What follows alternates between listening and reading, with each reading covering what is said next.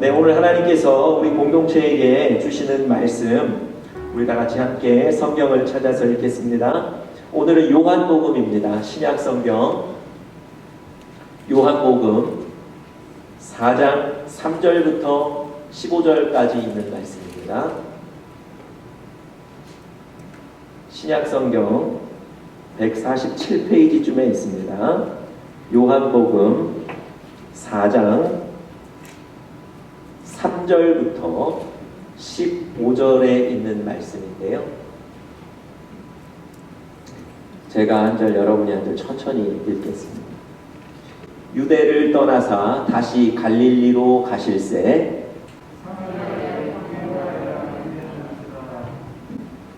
사마리아에 있는 수가라 하는 동네에 이르시니 야곱이 그 아들 요셉에게 준 땅이 가깝고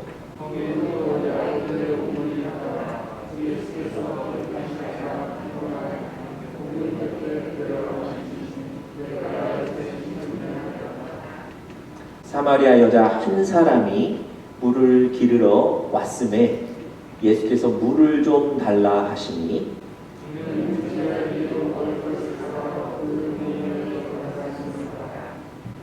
사마리아 여자가 이르되 당신은 유대인으로서 어찌하여 사마리아 여자인 나에게 물을 달라 하나이까 하니 이는 유대인이 사마리아인과 상종하지 아니함이로라.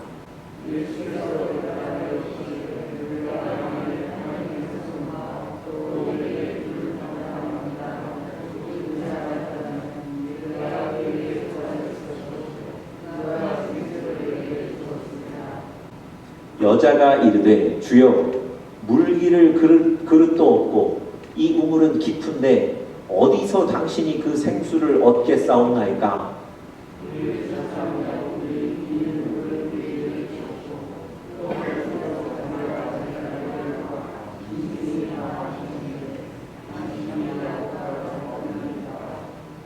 예수께서 대답하여 이르시되 이 물을 마시는 자마다 다시 목마르리니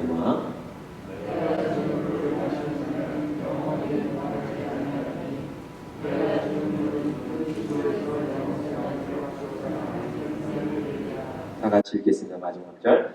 여자가 이르되 주여 그런 물을 내게 주사 목마르지도 않고 또 여기 물 기르러 오지도 않게 하옵소서. 아멘.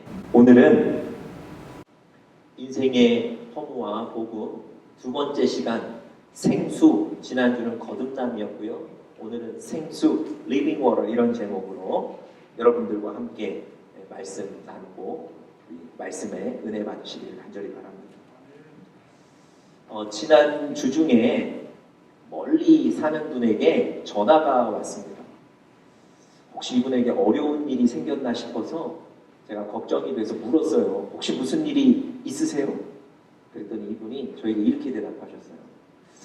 아니 목사님, 요즘 계속 마음에 공허함이 생겨서 이것 때문에 큰 고민입니다. 그래서 전화를 했다는 거예요. 여러분, 제가 그 대답을 듣고 정말 이 시기에 허무함, 공허함을 느끼는 사람들이 많구나 라는 생각도 했고요. 동시에 우리 지난주부터 함께 나누는 이 인생의 허무와 복음 시리즈에 대한 설교에 대한 확신이 생기더라고요. 이때에, 이 시기에 하나님이 우리 공동체에게 이 말씀을 주시는구나, 이런 확신이 더더욱 들었습니다. 여러분, 오늘 우리가 읽었던 요한복음 4장 본문에 보시면요, 살아는 가지만 기쁨도 없고 행복도 없고 열정을 표현할 목표도 없는 한 사람이 등장하는데요. 그 사람이 바로 사마리아의 우물가에 물 기르러 나온 여인입니다. 여러분, 이 여인이 그 우물가에서 예수님 만나서 대화를 나누고요. 그런 장면이 오늘 본문인데 그 과정을 통해서 지금 이 여인의 마음 상태가 어떤지를 우리가 좀 알 수 있습니다. 이 여인은요, 지금 다른 사람을 만나서 얘기를 나눌 만한 여유가 없는 사람이에요. 여러분, 예수님과 이 여인이 우물가에서 같이 만난 시간이 6시라고 기록하는데요. 그 6시는 유대 시간으로 12시, 낮 12시입니다. 정오라는 거예요. 그래서 영어 성경에도 at noon이라고 표현되어 있습니다. 여러분, 그 뜨거운 한낮에 사실은 물을 기르러 우물가에 나오는 사람들이 드물다는 거예요. 그럼에도 불구하고 이 여인이 그 시간에 우물가에 나간 것은 사람들 만나고 싶지가 않아서였습니다. 아니, 사람들을 피하고 싶었던 거예요.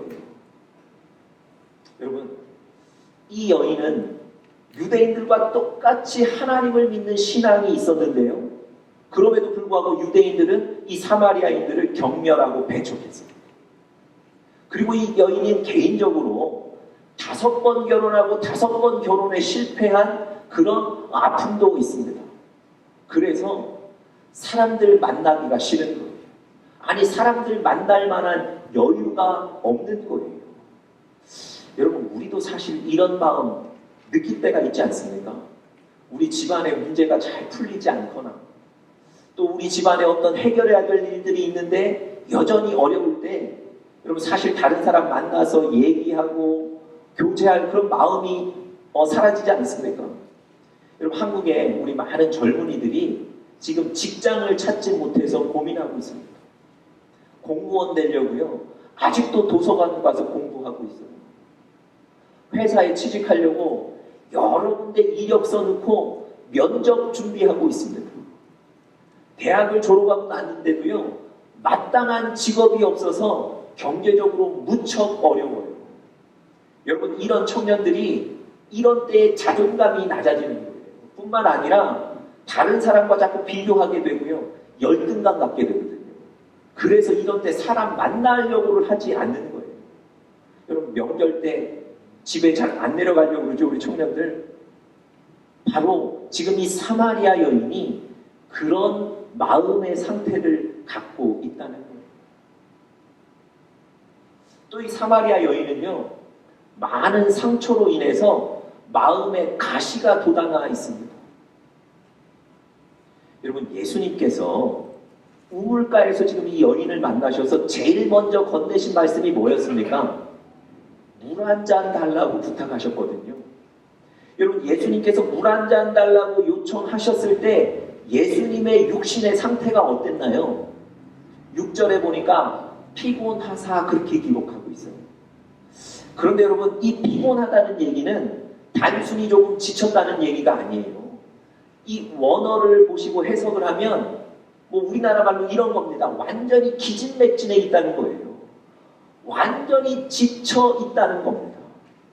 여러분, 그 뜨거운 낮에 이 우물가까지, 사마리아 땅 건너서 이 우물가까지 걸어오셨으니까 사실 얼마나 지쳤겠습니까? 기진맥진하지 않았겠습니까? 여러분, 이 사마리아 여인도요, 한눈에 저분이 완전히 지금 이 더위에 기진맥진해 있구나, 한눈에 알아볼 수 있었을 거예요. 여러분, 그런 사람이 물 한 잔 달라고 얘기하는데 이 여인이 어떻게 반응했죠? 왜 나에게 물을 달라고 합니까? 이렇게 가시돋친 얘기를 하는 거예요. 여러분, 일반적으로 아니, 기진맥진한 사람이, 정말 지금 더위에 쓰러질 만한 사람이 물 한 잔 달라 그러면 조건이나 환경 관계없이 물 한 잔 줄 수 있는 거거든요. 그런데 이 여인이 지금 아주 예민하게 반응하는 거예요. 왜 나에게 물을 달라고 합니까? 이유를 따지는 거예요. 그리고는 물을 주지도 않습니다. 여러분, 왜 이 사마리아 여인이 이렇게 가시돋친 얘기를 예수님께 하는 걸까요? 여러분, 아까도 말씀드렸지만 이 사마리아 여인은요, 자기도 똑같은 신앙을 갖고 있는데 유대인들로부터 경멸을 당하는 거예요. 배척을 당하는 거예요. 유대인인 예수님이 자기에게 물을 달라고 하니까 자기 안에 있던 상처가 자기도 모르게 툭 튀어나오는 거예요. 왜 당신이 나에게 물을 달라고 합니까? 여러분, 이 여인은요, 상처를 안고 살아가는 거예요. 여러분, 요즘 가족들이 거의 집에 머무는 시간들이 많으신데요, 가끔 이런 경우가 있습니다. 남편과 아이들이 밥 먹자 그러면 아내가 이렇게 반응할 때가 있습니다. 밥 한 끼 굶는다고 안 죽어. 알아서 먹어. 뭐 이렇게 반응할 때가 있습니다. 사실은 밥 다 차려놓고 같이 먹자는 건데 그렇게 가시돋친 얘기가 나올 때가 있어요. 마음에 불편함이 있을 때. 여러분 또 이 사마리아 여인은요, 기본적으로 불신에 가득 차 있습니다. 예수님이 이 여인하고 얘기하면서 이렇게 얘기하세요. 내가 당신에게 생수를 줄 수 있습니다. 저 살아있는 물 생수를 줄 수 있습니다. 이랬더니 이 여인이 고개를 끄덕이거나 그럴 수 있냐고 그렇게 반응하지 않고요. 이 여인이 예수님께 이렇게 얘기해요. 당신은 지금 이 우물에 물을 기를 그릇도 없는 사람이 무슨 나에게 물을 줄 수 있습니까? 여러분, 아주 강한 불신을 표현하는 거예요. 뿐만 아니고 자기 조상 야곱까지 거론해요. 이렇게 얘기합니다. 우리 조상 야곱이 이 우물을 파서 우리에게 지금 준 것이고 우리와 우리의 가축들이 지금 이 우물을 먹고 살고 있는데, 즉 야곱이 우리를 지금 살려주고 있는 건데 당신이 우리 조상 야곱보다 더 큰 능력을 가진 사람입니까? 여러분 이렇게 얘기합니다. 여러분 예수님이 얘기하시면 뭐 하나 그냥 넘어가는 게 없습니다. 아주 예민하게 하나하나 다 반응하는 거예요. 여러분 제가 지금 요한복음 4장에 나오는 이 사마리아 여인의 성격을 비난하려고 이런 얘기 드리는 게 아니고요. 이 여인의 마음의 상태가 지금 이렇게 어렵고 힘들다는 것, 그것을 지금 살펴보는 겁니다. 여러분 이 여인 지금 살아는 가고 있는데 너무너무 허무한 거예요. 별 기쁨이 없어요. 행복이 없고요. 쫓아갈 목표가 없다는 거예요. 예수님이 오늘 바로 이 여인을 만나셨어요. 그리고 이 여인과 대화를 나누십니다. 여러분 과연 예수님께서 이 여인에게 뭐라고 말씀해 주셨을까요? 무엇을 조언해 주셨을까요? 오늘 이 얘기를 나누면서 여러분과 저에게 은혜가 될 수 있기를 바랍니다. 첫 번째로요, 예수님이 누구인지를 알아야 합니다. 예수님이 누구인지를 알아야 합니다. 여러분 사마리아 여인으로 태어난 이 태생적인 문제 때문에 늘 열등감이 있었고요. 개인적으로 자기 인생이 풀리지 않는 이런 문제들 때문에 상처가 있었던 이 여인. 이 여인의 문제의 원인을 예수님이 10절에서 정확하게 지적해 주고 계세요. 10절 제가 한번 읽어보겠습니다. 예수께서 대답하여 이르시되 네가 만일 하나님의 선물과 또 너에게 물 좀 달라 하는 이가 누구인 줄 알았더라면 네가 그에게 구하였을 것이다. 여러분 이 여인 분명히 신앙을 갖고 있었던 사람인데 지금 자기 앞에 와 있는 예수님을 알지 못하는 거예요. 이 여인이 이렇게 허무하고 힘들게 살았던 이유, 그동안 신앙은 갖고 있었지만 겉모습은 있었지만 예수가 누구인지를 몰랐기 때문이라고 예수님이 말씀하시는 겁니다. 여러분 예수님은 어떤 분이실까요? 여러분과 저에게도 예수님에 대해서 분명히 알아야 한다고 말씀하시는데요. 예수님은 어떤 분이실까요? 여러분 예수님은 여러분과 저를 사랑하시는 분이십니다. 여러분 예수님께서 이 유대를 떠나 지금 갈릴리로 가고 계신 장면인데요. 이 바리새인들이 예수님과 침례 요한 사이를 갈라놓기 위해서 아주 집요하게 공격을 했거든요. 그래서 예수님이 그 모습을 보시고 유대 땅 그 남쪽에서 갈릴리 이스라엘의 북쪽으로 올라가시는 거예요. 일반적으로 이스라엘에서 남쪽에서 북쪽으로 올라갈 때는 사마리아를 지나가지 않는다는 거예요. 왜냐하면 이 유대인들이 사마리아인들을 경멸하고 배척하거든요. 같은 민족이라고 인정을 하지 않는 거예요.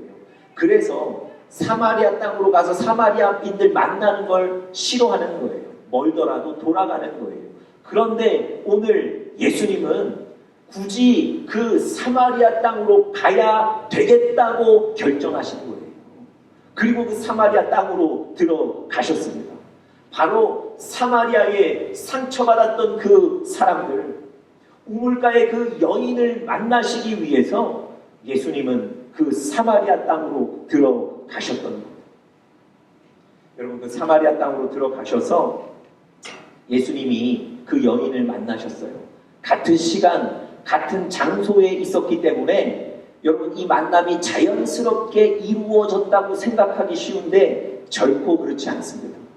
이 만남이 이루어진 건 예수님의 아주 적극적인 사랑 때문에 이루어진 겁니다.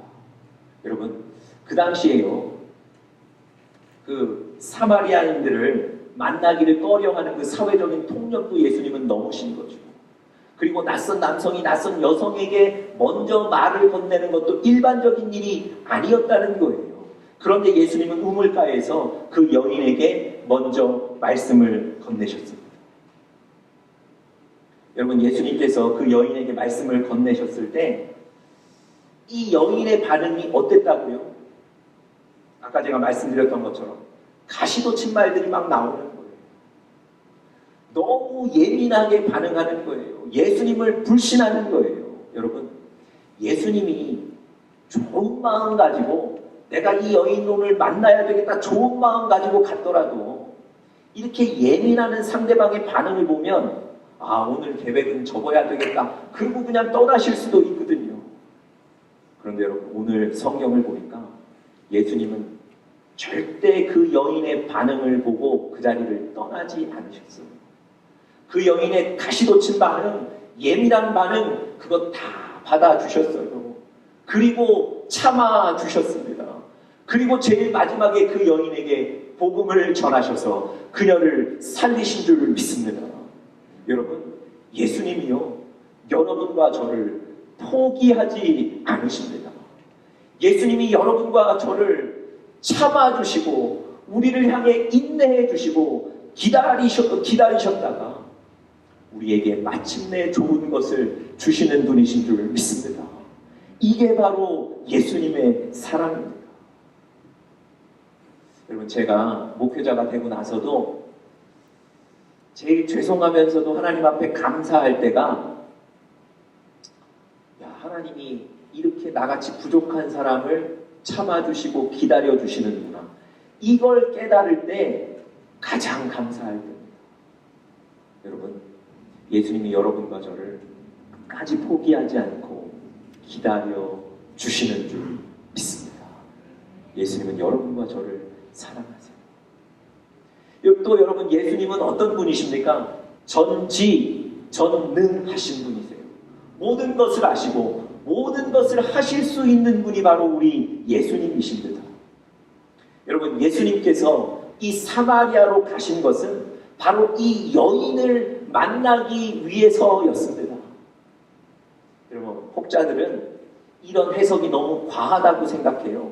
예수님께서 사마리아로 가셨다가 마침 이 여인을 만나셨다, 이런 해석이 자연스럽다고 생각합니다. 그런데 여러분, 요한복음 4장 전체를 읽어보시면 그렇지 않습니다. 예수님은 우물가에서 이 여인을 처음 만나셨지만 이미 이 여인에 대해서 모든 것을 알고 계셨습니다. 이 여인의 개인사까지 다 알고 계셨어요. 5번 결혼하고 실패한 그 모든 일까지도 다 알고 계셨다는 말입니다. 여러분, 예수님은 전지하신 분, 전능하신 분이세요. 여러분, 예수님께서 십자가를 지시기 위해서 예루살렘에 입성하실 때 나귀를 타고 들어가셨거든요. 그런데 그 당시에 나귀가 없었어요. 제자 2명에게 나귀를 구해오라고 갑자기 명령을 내리셨어요. 여러분, 이 제자들이 갑자기 나귀를 어디 가서 구해옵니까? 뿐만 아니라 그동안 예수님 따라다니느라고 자기 일 하지 못해서 돈 한 푼 없는 제자들인데 예수님이 돈을 주시면서 구해오라고 그러신 것도 아니세요. 돈도 주시지 않았어요. 여러분, 예수님이 강압적으로 명령하신 게 아니고요, 예수님이 제자들에게 이렇게 얘기하셨어요. 어느 동네에 가서 어느 집을 찾고 그 집 앞에 있는 나무를 보면 거기에 나귀가 매여 있다는 거예요. 그 나귀를 풀어가지고 오라는 거예요. 그 나귀를 풀어가지고 올 때 주인이 맞거든 이렇게 대답하라고 대답까지도 다 주셨어요. 여러분 제자들이 그 말씀에 순종해서 그곳에 가서 실제로 그 나귀를 풀고 또 주인이 막자 예수님이 가르쳐주신 대답을 하고 그래서 그 나귀를 예수님께 가져왔던 거예요. 예수님은 모든 것을 아시고 모든 것을 하실 수 있는 분이십니다. 여러분 예수님께서 바람과 바다를 향해 잠잠하라고 꾸짖으셨더니 그 바람과 바다가 예수님의 말씀에 순종하여 잠잠해졌습니다. 여러분 예수님은 이런 분이세요. 예수님은 이미 이 여인을 아시고 이 여인을 만나시기 위해 그 사마리아 땅으로 들어가셨던 겁니다. 여러분 예수님이 여러분과 저를 잘 아십니다. 사실 가까운 사람도 내 마음을 모르는데요.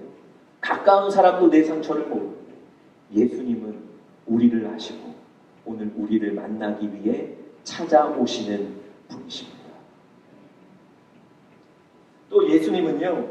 구원을 주시는 구세주이시며 하나님의 아들이십니다. 여러분 10절에 보시면요. 하나님의 선물이라는 구절이 나옵니다. 하나님의 선물이라는 게 뭘까요? 여러분 이런 겁니다. 하나님께서 하나뿐인 독생자 예수를 이 땅에 인간의 몸을 입어 보내셨고요. 그 예수님이 십자가에 달려 돌아가셨고요. 그분이 3일 만에 부활하셨습니다.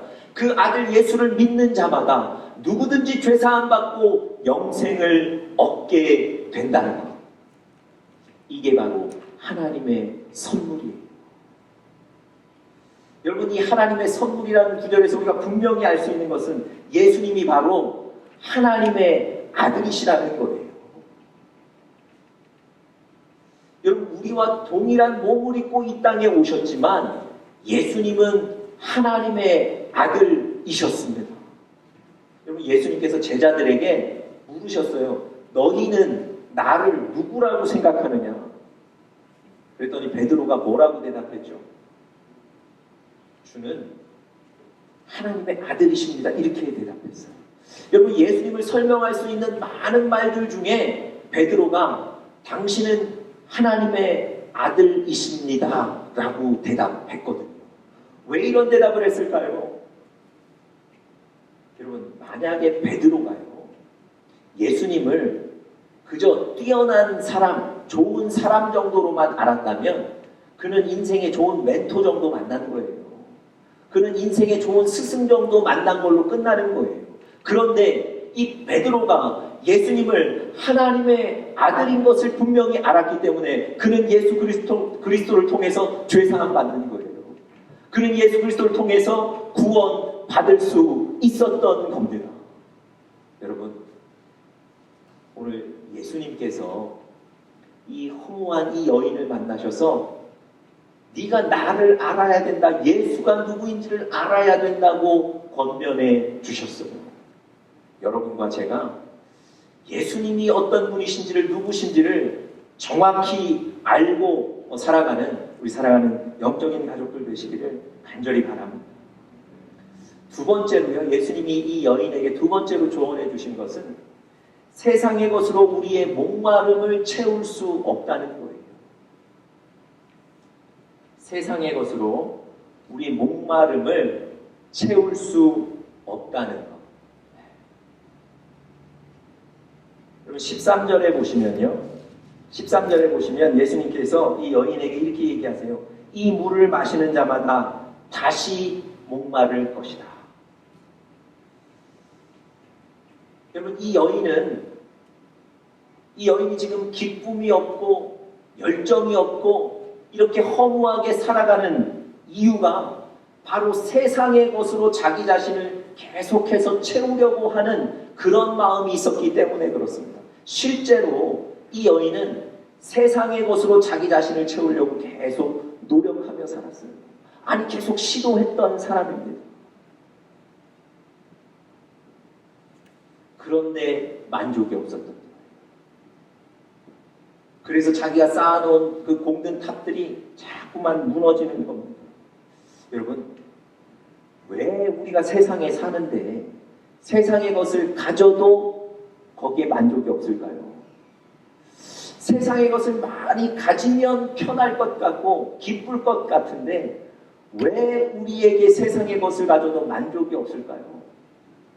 여러분, 여러분과 저는 영적인 존재이기 때문에 그렇습니다. 만약에 여러분과 제가 육신만 가진 존재였다면 육신의 것만 많이 가지면 행복할 수 있어요. 그런데 우리는 창세기에 보시면 하나님이 여러분과 저를 창조하실 때에 흙으로 우리를 빚으시고 거기에 생기를 불어넣으셔서 우리가 생영이 되었다고 말씀하셨어요. 우리는 영적인 존재라는 겁니다. 다시 말씀드리면 우리의 마음에 영적으로 채워져야만 되는 공간이 있다는 거예요. 그래서 그 공간은 영적인 것으로 채워져야 되기 때문에 영적인 것으로 채우지 않으면 비어있게 된다는 겁니다. 여러분, 이란에 그 팔레비 왕이라는 사람이 있었는데요. 이 사람이 대단한 부자였다는데 그 재산이 이 정도 됐답니다. 그 당시에 그가 살아있을 당시에 한국 정부의 3년 예산에 해당하는 돈이 이 사람 개인의 재산이었다는 거예요. 얼마나 많은 돈이겠습니까? 그런데 이 사람이 시카고에서 암 수술을 받고요. 병원비도 제대로 내지 못하고 죽었답니다. 자기 그 수많은 돈 쓰지도 못하고 수술한 뒤 병원비도 내지 못하고 죽었다는 거예요. 오스트리아에 여행을 가시면 그 가이드가 뭐 여러 가지 이제 설명을 해주는데 샤칼이라는 호텔 앞에 가서 이런 설명을 해준답니다. 이 호텔의 주인이 대단한 부자였다고. 그런데 3대가 다 자살을 했다는 거예요. 할아버지도 자살을 하고 아버지도 자살을 하고 그 손자도 자살을 했다는 거예요. 그런데 그 유언장, 죽으면서 쓴 유언장에 이렇게 써놨다는 거예요. 나는 돈도 명예도 다 가져보았다. 그러나 그것들이 나에게 위로를 주지 못했다. 나에게 위로를 준 것은 우리 집 강아지뿐이었다. 이렇게 썼더라고요. 여러분과 제가 영적인 존재이기 때문에 세상의 것만 구하고 살아가시면 안 돼요. 주되게 영적인 하나님의 말씀, 하나님과의 관계를 가지고 살아가셔야만 허무함을 이기실 수 있는 겁니다.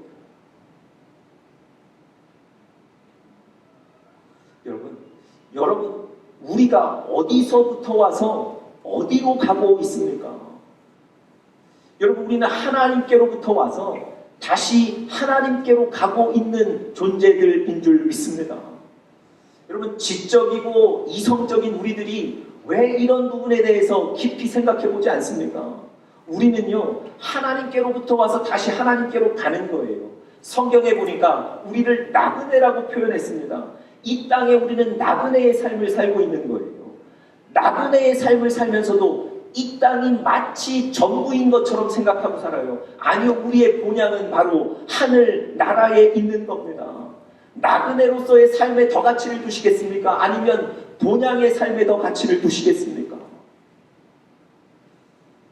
하나님의 것을 생각하고 사는 우리 사랑하는 영적인 가족들 되시기를 간절히 축복합니다. 마지막 세 번째로요, 예수님께서 이 허무함에 빠져있는 이 여인에게 권면해 주신 세 번째는 예수님이 우리에게 영원히 목마르지 않는 생수를 주신다는 것입니다. 예수님이 우리에게 영원히 목마르지 않는 생수를 주십니다.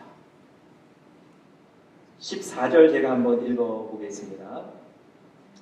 내가 주는 물을 마시는 자는 영원히 목마르지 아니하리니 내가 주는 물은 그 속에서 영생하도록 솟아나는 샘물이 되리라.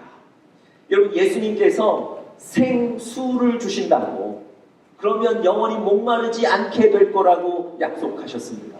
여러분, 생수, 살아있는 물, 과연 저 살아있는 물이 뭘까요?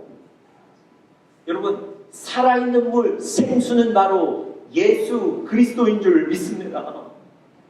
여러분과 제가 예수 그리스도를 우리의 마음에 영접하고 그분을 우리 인생의 주인으로 모시면 우리가 다시는 허무에 빠지지 않고 다시는 목마르지 않는 새로운 인생이 될 줄 믿습니다.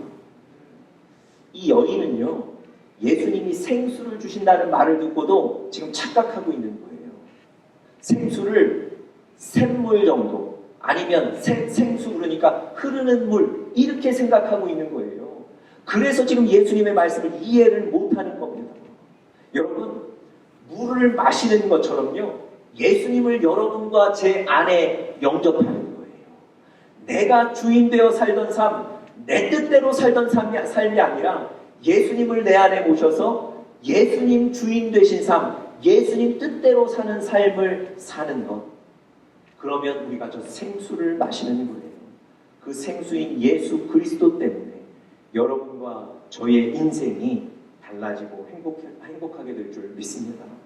우리 요한계시록 3장 20절 말씀 우리 스크린 통해서 같이 한번 보겠습니다. 우리 한번 같이 읽죠. 시작. 볼지어다 내가 문 밖에 서서 두드리노니 누구든지 내 음성을 듣고 문을 열면 내가 그에게로 들어가 그와 더불어 먹고 그는 나와 더불어 먹으리라. 여러분, 예수님께서 오늘도 여러분과 저의 마음에 오셔서 마음의 문을 두드리고 계신다는 겁니다. 그 문을 열기만 하면 예수님이 들어오셔서 우리가 예수님과 더불어 먹고 마시게 된다는 거예요. 예수님과 함께 동행하며 살게 되는 인생이 될 줄 믿습니다. 그런데 여러분, 저 말씀을 역으로 생각해 보세요. 예수님은 지금 두드리고 계신데 많은 사람들이 그 문 꽉 붙잡고 절대 열지 않는다는 겁니다. 내가 나름대로 살아온 이 질서 방해받고 싶지 않은 거예요. 내가 지금 성취해야 될 어떤 목표들, 나의 어떤 삶의 방향들, 이거 방해받고 싶지 않은 거예요. 그래서 여러분, 예수님은 자꾸 두드리세요. 두드리시는 걸 압니다.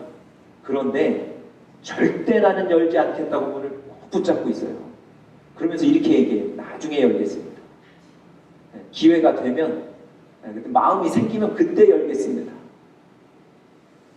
여러분, 예수님이 마음을 두드리실 때 이제 더 이상 문고리 붙잡지 마시고 그 문을 활짝 여십시오. 예수님이 들어와 여러분과 함께 동행하게 될 줄 믿습니다. 여러분이 지금 문고리 붙잡고 안 열 때보다 훨씬 더 여러분의 삶이 행복하고 즐겁고 또 열정을 드릴 목표가 생기고 그런 삶이 될 줄 믿습니다. 여러분, 우리가 지금 우연히 리노에 와서 우연히 은혜교회를 다니다가 우연히 지금 오늘 11시에 예배에 참석해서 지금 같이 만나는 게 아니에요. 우리가 한국에서도 서로 못 만났던 사람들 아닙니까? 하나님이 어떤 분은 일찍 리노에 보내셨고 어떤 분은 좀 늦게 보내셨고 그래서 지금 우리가 영적인 가족이 돼서 이곳에서 만나고 있는 거예요. 이곳에서 영적인 가족이 된 겁니다. 하나님이 지금 여러분과 저를 찾아오신 거예요. 우리를 인도하고 계신 줄 믿습니다. 전지전능하신 예수님, 하나님의 아들이시며 우리를 구원하시는 그 구세주이신 예수님께 우리 마음의 문을 여시고 그분 안에 들어가시는 우리 사랑하는 영적인 가족들 되시기를 간절히 축복합니다. 여러분, 이 여인이요, 예수님과 대화하며 예수님이 누군지를 알았어요. 야, 저분이 하나님의 아들이시구나. 저분이 구세주시구나. 여러분, 이 여인의 행동이, 삶이 어떻게 변한 줄 아세요? 갑자기 우물가에서 물 푸는 그 우물 그릇을 딱 버려두고 갑자기 동네로 뛰어들어가서 사람들 만나고요. 그 사람들에게 내가 예수를 만났다고 전하고요. 저 예수가 나의 모든 것을 알고 있다. 저분은 예수 하나님의 아들이시다. 전해서 사람들로 하여금 예수를 믿게 만들어요. 여러분, 사람 만나기를 그렇게 꺼려했던 그가, 사람 만나기를 그렇게 두려워했던 그가 사람들 속으로 다시 들어가는 거예요. 그리고는 자기가 무슨 일을 해야 될지 열정을 가지고 살아야 될 목표가 생기는 거예요. 여러분, 오늘 예수 그리스도 그분을 마음에 모시고 인생을 살아가는 영적인 가족들 되시기를 간절히 축복합니다. 다 같이 기도하겠습니다.